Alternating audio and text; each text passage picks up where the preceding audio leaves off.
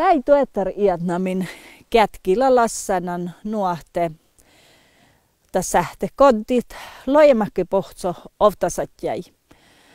Patjalemällä maidal fuomaisen ahte ketkipiute oftas.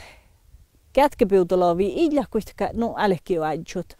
Vaikka täikö loi palkosella njolkestaa hiedis. Patje olema ja palkosi oftastus häälide summi pueres piiri koddin loppe ornea.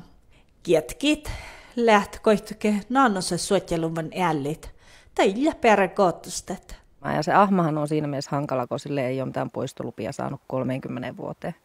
Että sen kanssa ollaan välillä vähän helisemmässä paikotelle. Kuitenkin täppä matketuntra palkosis festartave aanäris tillillä oälle vättis. Kietkit lähtsakka lassanan tuotterkuobluin. Kyllä se näyttää nykyisin, kun on lisääntynyt ahmat niin paljon, niin kyllä ne tekee tiimityötä. Tavallaan kätki iällä ja johtaa okto, mutta täällä levaljis, tällä ahpantan oda fastas vuoji. Pohtsui meikuude peinasuvat. Että ahmoja on monta yhtä matkaa on.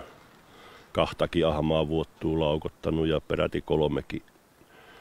Ja sitten niitä tappavat ihan nippuun 10-15 läjää.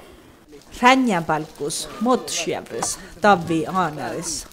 Fasla numpelaan iätnamat, jätänin kietki, ipiässä nusokka rikkeeret. No kun teoskin täällä menty sakka vöytiänä ja muuta valjisesti. Täällä luotkuu tasai ja muorriesti ei lähteli valli peripyytiin feeper tasa.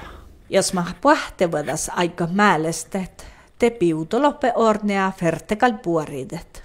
Kun joku peto alkaa tappaa poroja enemmässä määrin, niin sille sitten voi lupaa hakea paitsi ahmalle. Ja tätä voisi tehostaa vielä tätä käytäntöä. Me tarvittaisiin tehokkaampaa poistolupakäytäntöä.